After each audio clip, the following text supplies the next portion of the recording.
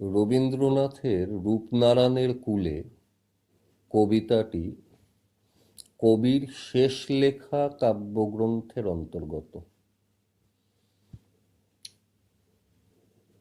শেষ লেখা কাব্যগ্রন্থটি প্রকাশিত হয়েছে কবির মৃত্যুর পরে। কবি মারা গিয়েছে 1941-এর 7ই আগস্ট। তারপরে এই কবিতার বইটি প্রকাশিত হয়েছে। শেষ লেখা কাব্যগ্রন্থে মোট 15টি কবিতা আছে। তার মধ্যে রূপনারায়ণের কূলে 11 সংখ্যক কবিতা।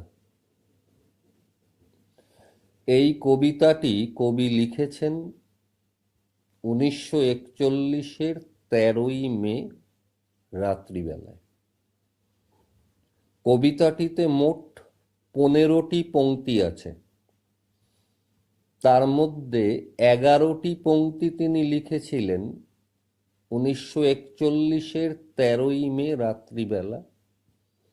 অবশিষ্ট 4 পংক্তি লিখেছিলেন 14ই মে সকালবেলা। মৃত্যুর 2.5-3 মাস আগে লেখা। কবি তার আগে বড়সড় অসুখে পড়েছিলেন, সেখান থেকে একটু সুস্থ হয়েছেন। শান্তিনিকেতনে কেউ কবিকে তখন লিখতে দিতে নারাজ। তাই কবি এই সময় যে কবিতা রচনা করেছেন সবই মুখে মুখে রচনা করেছেন, অন্য কারো দ্বারা তা অনুলিখিত হয়েছে। 13ই মে রাত্রিবেলায় কবিকে যিনি দেখাশোনা করেছেন, কে করেছেন সঠিক জানা যায় না। হয়তো প্রথম 11টি পংক্তি তিনি লিখেছেন। 14ই মে সকালবেলায় যে 4টি পংক্তি লেখা হয়েছে, সেই 4টি পংক্তি লিখেছেন রবীন্দ্রনাথের স্নেহধন্যা শ্রীমতী রানীচন্দ্র।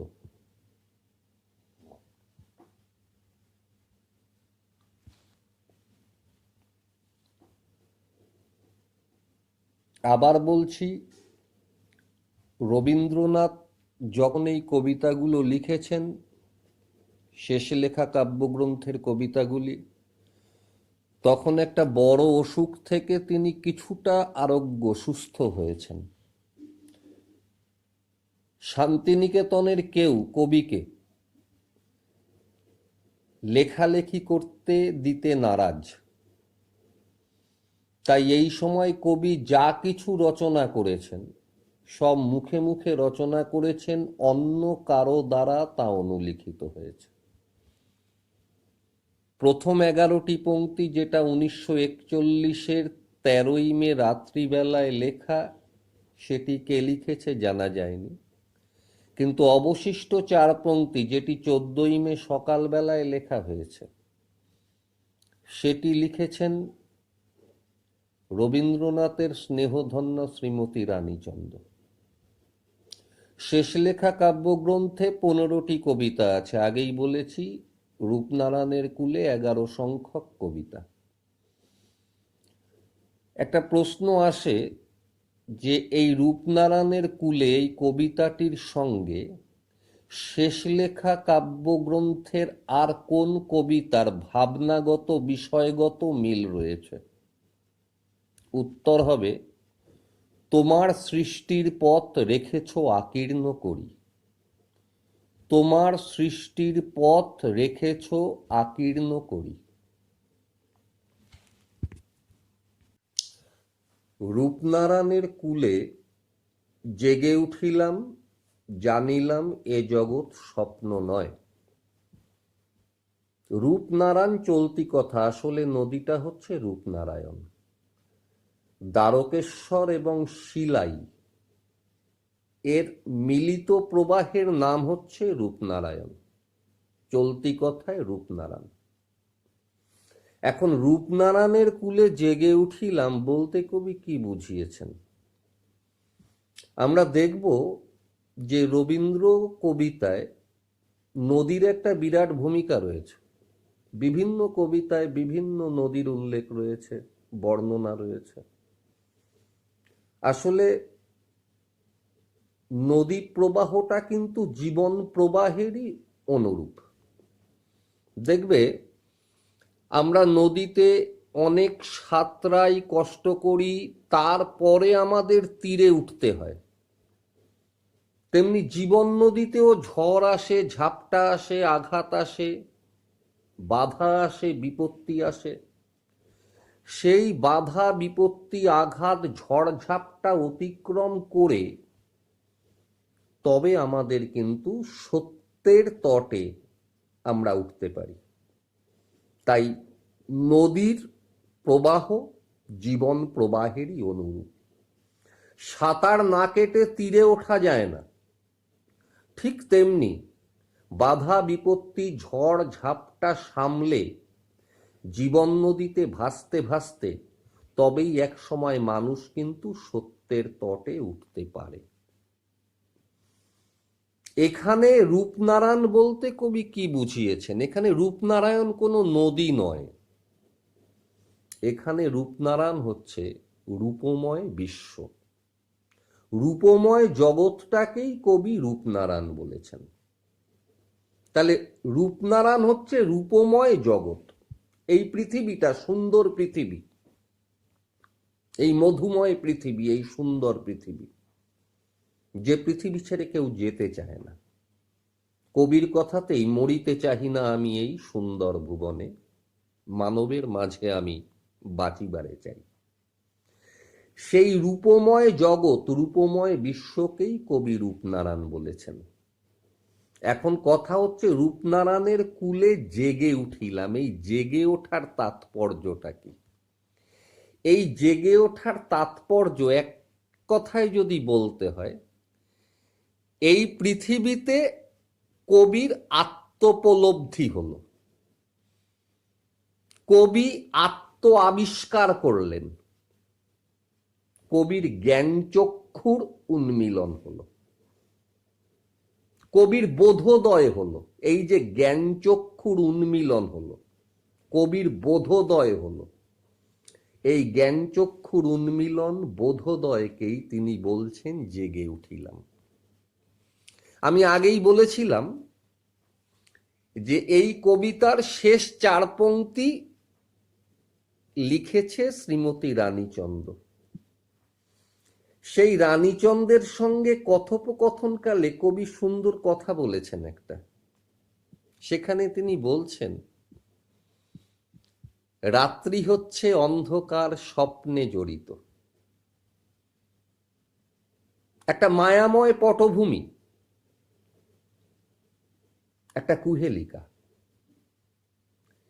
রাত্রি স্বপ্নে অন্ধকারে জড়িত, একটা মায়াময় পটভূমি, একটা কুহেলিকা, একটা মিথ্যা। এই জন্য স্বপ্নে বা ঘুমের মধ্যে আমাদের যা চাওয়া পাওয়া সব ভিত্তিহীন। কিন্তু তারপরে যখন সকাল হয়, সেই যে ভোরের আলো, সেটা কিন্তু আমাদের প্রাণে একটা নতুন বিশ্বাস, নতুন আশ্বাস এনে দেয়। সেখানে কিন্তু কোনো মিথ্যে নেই। এই যে বাস্তব জগৎটায় কিন্তু কোনো মিথ্যে নেই, একদম বাস্তব কঠিন জগৎ। তাই সেখানে কোনো ভাবনা নেই, সেখানে কোনো সংশয় নেই।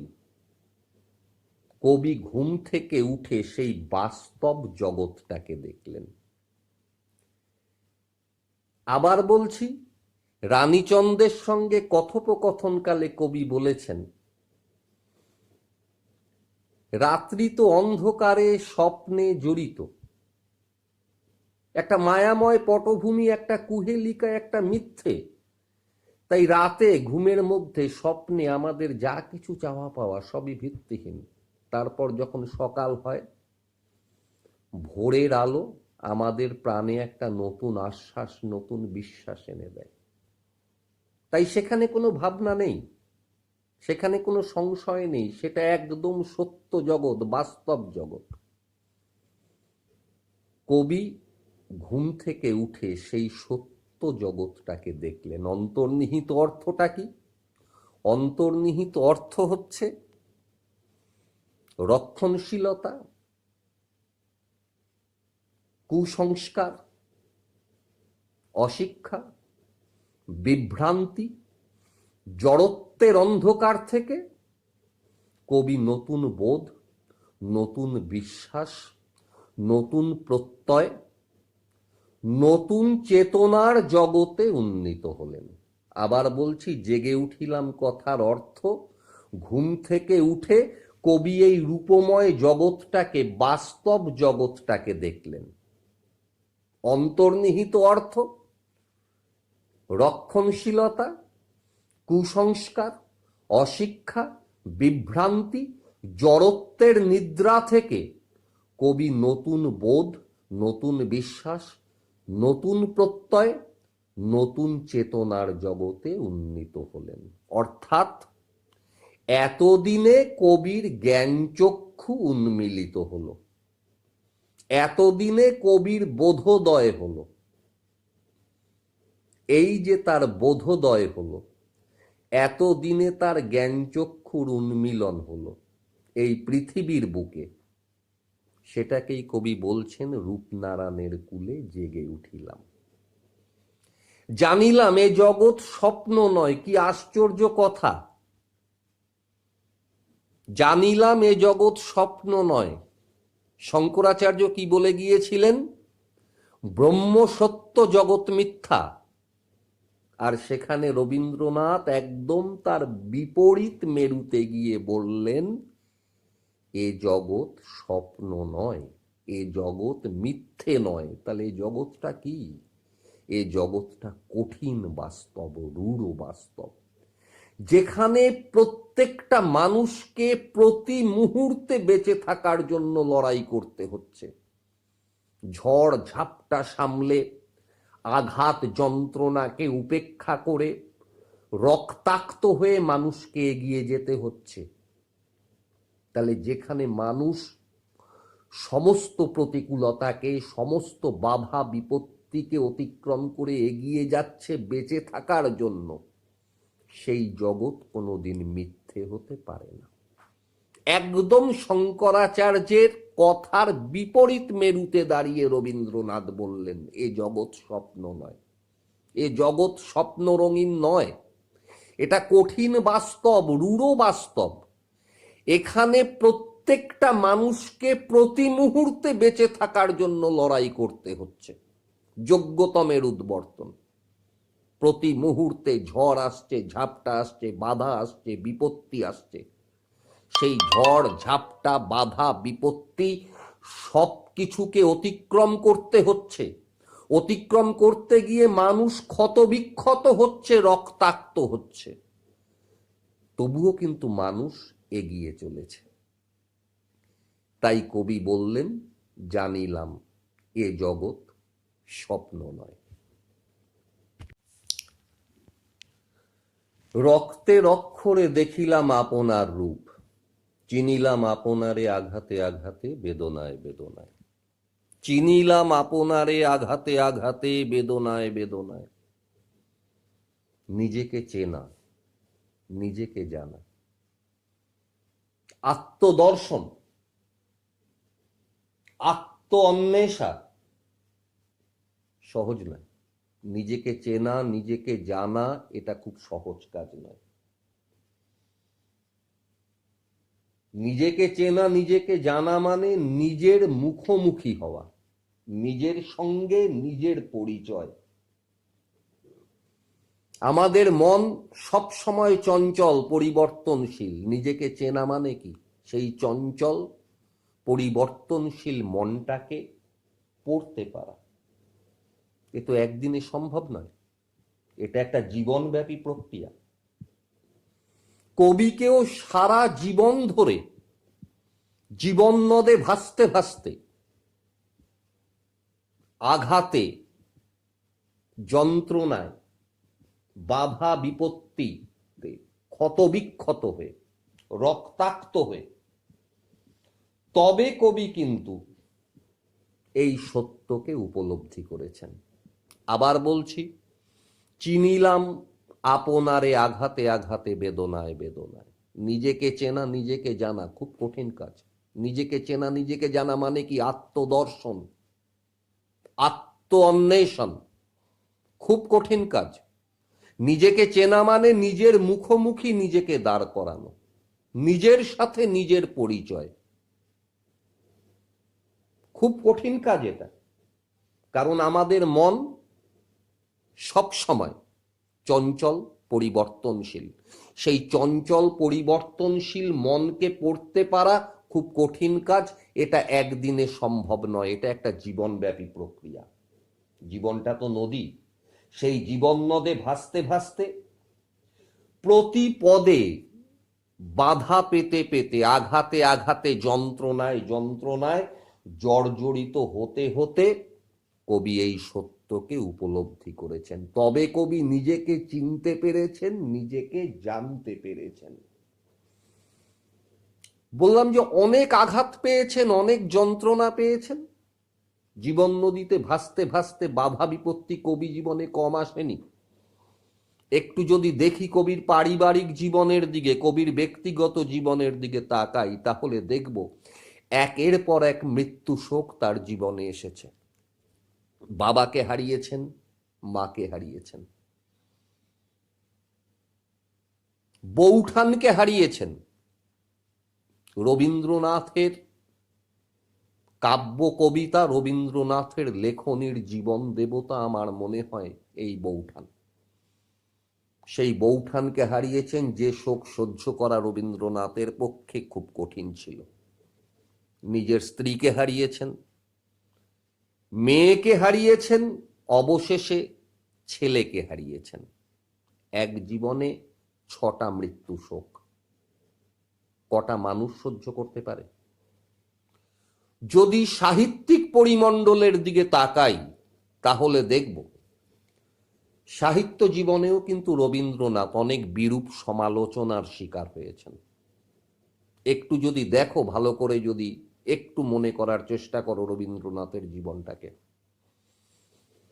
একটা সময় রবীন্দ্রনাথকে এমনও শুনতে হয়েছে যে ইংরেজদের দালালি করার জন্যই নাকি তিনি নোবেল পুরস্কার পেয়েছেন। এই ধরনের কথাবার্তা একটা সময় আমরা কিন্তু পেয়েছি। কেন না? কেন? আমরা দেখেছি যখন স্বদেশী আন্দোলন হয়েছে, বয়কট আন্দোলন হয়েছে, স্বদেশী আন্দোলনে রবীন্দ্রনাথের পূর্ণ সমর্থন থাকলেও বয়কট আন্দোলনকে কিন্তু রবীন্দ্রনাথ কোনোদিন সমর্থন করেননি। সেই জন্যই একটা সময় তাকে কিন্তু বিরূপ সমালোচনার শিকার হতে হয়েছে সাহিত্য জীবনে, রাজনৈতিক জীবনে। তারপরে সামাজিক রাজনৈতিক জীবনের অন্যান্য দ্বন্দ্ব সংঘাত এগুলো তো রয়েছেই। এত বাধা বিপত্তি অতিক্রম করে, ঝড় ঝাপটা সামলে, তবে কিন্তু কবি নিজেকে চিনতে পেরেছেন। পাশাপাশি একদম শেষ জীবনে এসে 1939-এ দ্বিতীয় বিশ্বযুদ্ধ শুরু হলো। তখন তিনি দেখলেন দ্বিতীয় বিশ্বযুদ্ধের রক্তাক্ত রূপ। রবীন্দ্রনাথ তার জীবনে দেখেছেন সাম্রাজ্যবাদী শক্তির, ফ্যাসিবাদী শক্তির নিষ্ঠুর রূপ। এই যে সাম্রাজ্যবাদ, ফ্যাসিবাদের নিষ্ঠুর রূপ, দ্বিতীয় বিশ্বযুদ্ধের রক্তাক্ত রূপ, এগুলো কিন্তু কবিকে ক্ষতবিক্ষত করেছে। কারণ এগুলো কবি কোনোদিন মন থেকে মেনে নিতে পারেননি। এই যে রক্তে রক্ষরে দ্বিতীয় বিশ্বযুদ্ধের রক্ত ঝরা ইতিহাসের ব্যঞ্জনা এখানে রয়েছে। তাই অনেক বাধা, অনেক বিপত্তি, অনেক আঘাত, অনেক যন্ত্রণা সহ্য করে শেষে কবি কিন্তু সফল হয়েছেন। নিজেকে চিনেছেন, নিজেকে জেনেছেন। এক কথায় কবির আত্মদর্শন হয়েছে, আত্ম অন্বেষণ হয়েছে। কবি নিজেকে আবিষ্কার করতে পেরেছেন, আত্ম আবিষ্কার যাকে আমরা বলি। সত্য যে কঠিন, কঠিনেরে ভালোবাসিলাম, সে কখনো করে না বঞ্চনা। তাহলে কঠিনটা কে? সত্য কঠিন। কবি সেই কঠিন সত্যকেই ভালোবেসেছেন। কেন ভালোবেসেছেন একটু ভালো করে বোঝার চেষ্টা করো। মিথ্যের একটা ছদ্মবেশ আছে। মিথ্যে মানুষের চোখে মায়া কাজল পরিয়ে মানুষকে প্রতারিত করে। সত্য কিন্তু প্রতারিত করে না। সত্য চঞ্চল, সত্য পরিবর্তনশীল নয়। সত্যের মূল্যবোধ চিরন্তন। মিথ্যার একটা মুখ আছে, মিথ্যার একটা মুখোশ আছে। তাই কোনটা তার মুখ, কোনটা তার মুখোশ বোঝা যায় না। সত্যের কোনো মুখোশ নেই, মুখটাই তার পরিচয়। সত্যের কোনো মুখোশ নেই, মুখটাই তার পরিচয়। তাই মুখোশের অস্বচ্ছতা সত্যের নেই। তাই সত্য প্রাথমিকভাবে মানুষকে আঘাত করে, কিন্তু সেই আঘাতটা যদি মানুষ সহ্য করতে পারে, কারণ সত্য তো অপ্রিয়, সত্য তো নিষ্ঠুর, তাই প্রাথমিকভাবে সত্য মানুষকে আঘাত করে, মিথ্যে সেই আঘাতটা করে না। কিন্তু যে সকল মানুষেরা সত্যের সেই প্রাথমিক আঘাতটাকে মেনে নিতে পারে হাসি মুখে, তারা কিন্তু সত্যকেই ভালোবাসে, সত্যকে আঁকড়ে ধরেই বেঁচে থাকার চেষ্টা করে। কবির ক্ষেত্রে তার ব্যতিক্রম হয়নি। কবিও সত্যকে আঁকড়ে ধরেই বেঁচেছেন। সত্য যত কঠিনই হোক না কেন, কবি সেই সত্যকে মেনে নিয়েছেন হাসি মুখে। আর হাসি মুখে মেনে নিয়েছেন বলেই তিনি লিখতে পেরেছেন, সত্য যে কঠিন, কঠিনেরে ভালোবাসিলাম। কেন ভালোবাসিলাম? ওই যে সত্য কোনোদিন মানুষকে ঠকায় না, সত্য প্রতারণা করে না। তাই রবীন্দ্রনাথ লিখেছেন, ভালো মন্দ যাহাই আসুক সত্যের লও সহজে। ভালো মন্দ যাহাই আসুক সত্যের লও সহজে। মনেরে আজ কহজে, ভালো মন্দ যাহাই আসুক সত্যের লও সহজে। কবি সহজভাবে সত্যকে মেনে নিতে পেরেছেন বলেই সত্যকে তিনি ভালোবেসেছেন। আমৃত্যু দুঃখের তপস্যায় জীবন। এ জীবন দুঃখের তপস্যা। আমি এক কথায় বলি, একটা শব্দ যোগ করি, এ জীবন দুঃখের তপস্যা নয়, এ জীবনটা হচ্ছে দুঃখকে জয় করার তপস্যা। এ জীবন দুঃখের তপস্যা নয়, এ জীবনটা হচ্ছে দুঃখকে জয় করার তপস্যা। কারণ মানুষের জীবনে সুখও আছে, দুঃখও আছে। সুখ দুঃখ মানুষের জীবনে চক্রাকারে আবর্তিত হয়, এটা সবাই আমরা জানি। কিন্তু মুশকিলটা হচ্ছে জীবনে দুঃখের ভাগটাই বেশি। ওই দুঃখের গাছে মাঝে মাঝে কয়েকটা সুখের ফুল ফোটে, আর কখন সেই সুখের ফুলটা ফুটবে সেই আশায় আমরা বেঁচে থাকি। ওই পৃথিবীতে যেমন 3 ভাগ জল 1 ভাগ স্থল, মানব জীবনেও 3 ভাগ দুঃখ 1 ভাগ সুখ। কিন্তু মুশকিলটা হচ্ছে সুখ ক্ষণস্থায়ী, দুঃখ দীর্ঘস্থায়ী। কারণ সুখের সময় মানুষ এতটাই আত্মহারা হয়ে পড়ে আনন্দে যে সেই অবস্থায় সত্য উপলব্ধি করার ক্ষমতা তার থাকে না। আর দুঃখকে কোনো মানুষ মন থেকে সহজে মেনে নিতে পারে না। সঙ্গত কারণে দুঃখটাকে দীর্ঘস্থায়ী বলে মনে হয়। এটা খুব স্বাভাবিক। কবির জীবনেও অনেক দুঃখ এসছে, অনেক যন্ত্রণা এসছে। আমি একটু আগেই বলেছি, অনেক বাধা, অনেক বিপত্তি। ব্যক্তিগত জীবনে, রাজনৈতিক জীবনে, সাহিত্যিক জীবনে বাধা বিপত্তি কম আসেনি। কিন্তু কবি সবকিছুকে মেনে নিতে পেরেছেন। বাধা বিপত্তি, ঝড় ঝঞ্ঝা, দুঃখ যন্ত্রণা কবিকে কিন্তু বিচলিত করতে পারেনি। বরং জীবন দেবতা তাকে যত আঘাত দিয়েছে, সেই আঘাত পেতে পেতে কবি তত সহনশীল হয়েছে। কবির সহ্য শক্তি আরো বেড়ে গেছে, আর বেড়েছে বলেই শেষ পর্যন্ত বর্তমানের বুকে দাঁড়িয়ে অতীতের জ্ঞানে ঋদ্ধ হয়ে কবি ভবিষ্যতে নিজেকে চিনতে পেরেছেন, নিজেকে জানতে পেরেছেন। কবির জ্ঞানচক্ষুর উন্মিলন হয়েছে। আবার বলছি, কবির জীবনে দুঃখ যন্ত্রণা কম ছিল না।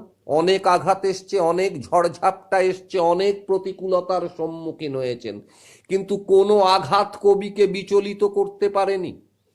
জীবন দেবতার আঘাত, একের পর এক আঘাত কবিকে আরো বেশি সহনশীল করে তুলেছে।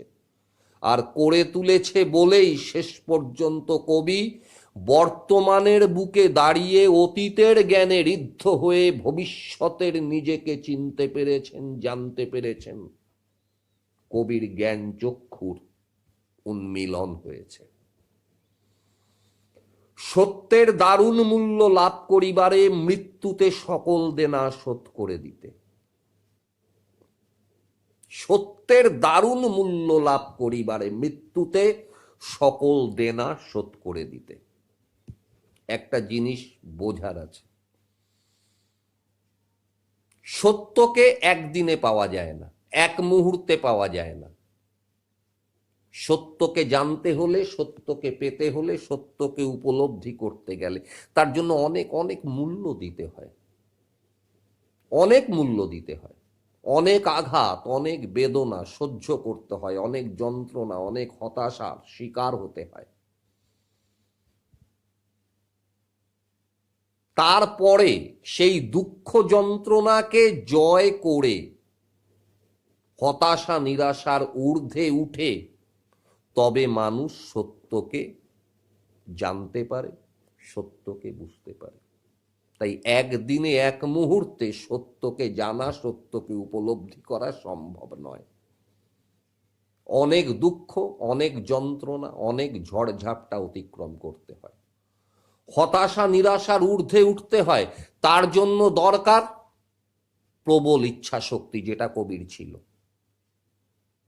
কবি কোনোদিন বিপদে ভেঙে পড়েননি, বিপদকে ভয় পাননি, কখনো না। বরং কবির একটাই কথা ছিল, বিপদে মোরে রক্ষা করো এ নহে মোর প্রার্থনা, বিপদে আমি না যেন করি ভয়, দুঃখ তাপে ব্যথিত চিতে নাই বা দিলে সান্ত্বনা, দুঃখকে যেন করিতে পারি জয়। তিনি জীবন দেবতার কাছে একটাই প্রার্থনা করেছেন, দুঃখ আসুক, আঘাত আসুক, বাধা আসুক, বিপত্তি আসুক, কিন্তু সেই বাধা বিপত্তি আঘাত যন্ত্রণাকে অতিক্রম করার শক্তি তুমি আমাকে দাও। আমার বিপদ আমারই, আমার যন্ত্রণা আমার, আমার দুঃখ আমার, এটা একান্তই ব্যক্তিগত। এই দুঃখ আমার জীবন থেকে সরিয়ে দাও এ কথা বলছি না, আমাকে দুঃখ মুক্ত করে দাও, আমাকে বিপদ মুক্ত করে দাও এ কথা কবি কোনোদিন বলেননি। দুঃখ আসবে, যন্ত্রণা আসবে, আঘাত আসবে, কিন্তু লড়াই করে সেই দুঃখ যন্ত্রণাকে যাতে তিনি অতিক্রম করতে পারেন, সর্বশক্তিমানের কাছে তিনি সেই শক্তি প্রার্থনা করেছেন। তাই সত্যকে এক মুহূর্তে একদিনে লাভ করা যায় না। সত্যকে জানতে হলে, সত্যকে লাভ করতে গেলে তার জন্য অনেক অনেক মূল্য দিতে হয়, অনেক যন্ত্রণা, অনেক আঘাত স্বীকার করতে হয়, হতাশা নিরাশার ঊর্ধ্বে উঠতে হয়, মৃত্যুতে সকল দেনা শোধ করে দিতে। অসাধারণ লাইন। আমাদের জীবনটা কিন্তু জন্ম থেকে মৃত্যু পর্যন্ত ঋণ আর ঋণ শোধের আবর্তে সীমাবদ্ধ। দেখবে, যে মুহূর্তে আমরা জন্মগ্রহণ করি সেই মুহূর্ত থেকে আমরা প্রকৃতির কাছে ঋণী। কারণ প্রকৃতি আমাদের খাওয়ার দিচ্ছে, প্রকৃতি আমাদের পানীয় দিচ্ছে, প্রকৃতি বেঁচে থাকার জন্য বিশুদ্ধ বাতাস দিচ্ছে। তাহলে প্রকৃতির কাছে আমরা ঋণী। আমাদের সমাজে আমরা যাদের সাথে বাস করি, আমাদের ঘরে, ঘরের বাইরে, বাবা মা, আত্মীয় পরিজন, বন্ধু বান্ধব, সমাজে সবাই আমরা প্রত্যেকে পরের তরে, সুতরাং সবাই সবার কাছে ঋণী। প্রাণীর সঙ্গে প্রাণীর সম্পর্ক যদি দেখো, সেখানেও একটা দাতা গ্রহীতার সম্পর্ক আছে। সুতরাং সারা জীবন ধরেই আমরা ঋণ করি, আবার সারা জীবন ধরেই নিজেদের কাজের মধ্য দিয়ে, নিজেদের সেবার মধ্য দিয়ে, নিজেদের সত্যকে জানার মধ্য দিয়ে আমরা ঋণ শোধ করি। এই যে ঋণ করছি আর কাজের মধ্য দিয়ে, সেবার মধ্য দিয়ে, সত্যকে জানার মধ্য দিয়ে ঋণ শোধ করছি, এই দেওয়া নেওয়াটা শেষ হয় মৃত্যুতে। ডেবিট ক্রেডিট মিলে যায়, তখন আর ঋণ করারও প্রয়োজন থাকে না, ঋণ শোধেরও কোনো প্রশ্ন থাকে না। তাই মৃত্যু কিন্তু রবীন্দ্রনাথের চোখে দেহাবসান নয়, বরং মৃত্যু হচ্ছে রবীন্দ্র দৃষ্টিতে ঋণমুক্ত নবজীবনের সূচনা। আবার বলছি, জন্ম থেকে মৃত্যু পর্যন্ত আমাদের জীবনটা ঋণ নেওয়া আর ঋণ শোধ করা এই আবর্তে সীমাবদ্ধ। প্রতি মুহূর্তে আমরা ঋণ করছি, কারো না কারো কাছে আমরা ঋণী হচ্ছি। আবার প্রতি মুহূর্তেই আমরা আমাদের কাজের মধ্য দিয়ে, সেবার মধ্য দিয়ে সেই ঋণ শোধ করছি। আমরা প্রকৃতির কাছে ঋণী, প্রকৃতিকে আমরা ঋণ শোধ করছি। ভুলে গেলে চলবে না, প্রকৃতি যে আমাদের ফুল ফল সবকিছু যা কিছু দিচ্ছে, প্রকৃতিও কিন্তু এইভাবেই সে তার ঋণ শোধ করছে। আমরা ঋণ করছি, ঋণ শোধ করছি। সমাজে যাদের সাথে বসবাস করছি তাদের কাছেও আমরা ঋণী, আমরা ঋণ করছি, ঋণ শোধ করছি। আমাদের কাজের মধ্য দিয়ে, সেবার মধ্য দিয়ে, সত্যকে জানার মধ্য দিয়ে। এই মৃত্যুতে দেওয়া নেওয়াটা শেষ হয়ে যায়, তখন আর ঋণ করারও কোনো প্রয়োজন থাকে না, ঋণ শোধেরও কোনো প্রশ্ন থাকে না। তাই রবীন্দ্র দৃষ্টিতে মৃত্যুটা দেহাবসান নয়, রবীন্দ্র দৃষ্টিতে মৃত্যু হচ্ছে ঋণমুক্ত নবজীবনের সূচনা। তাই বলি, অনেক বাধা বিপত্তি, অনেক ঝড়ঝাপটা রবি জীবনে এসছে, কিন্তু কোনো বাধা, কোনো আঘাত, কোনো ঝড়ঝাপটা কবিকে বিচলিত করতে পারেনি, বরং জীবন দেবতা যত তাকে আঘাত দিয়েছে, সেই আঘাত তাকে তত বেশি সহনশীল করেছে। আর করেছে বলেই বর্তমানের বুকে দাঁড়িয়ে অতীতের জ্ঞানে ঋদ্ধ হয়ে শেষ পর্যন্ত কবি ভবিষ্যতের নিজেকে চিনতে পেরেছেন, জানতে পেরেছেন। কবির জ্ঞান চক্ষুর উন্মিলন হয়েছে, কবির বোধোদয় হয়েছে। এই যে জ্ঞান চক্ষুর উন্মিলন হয়েছে, সেই জন্যই কবি বলেছেন, রূপনারায়ণের কুলে জেগে উঠিলাম।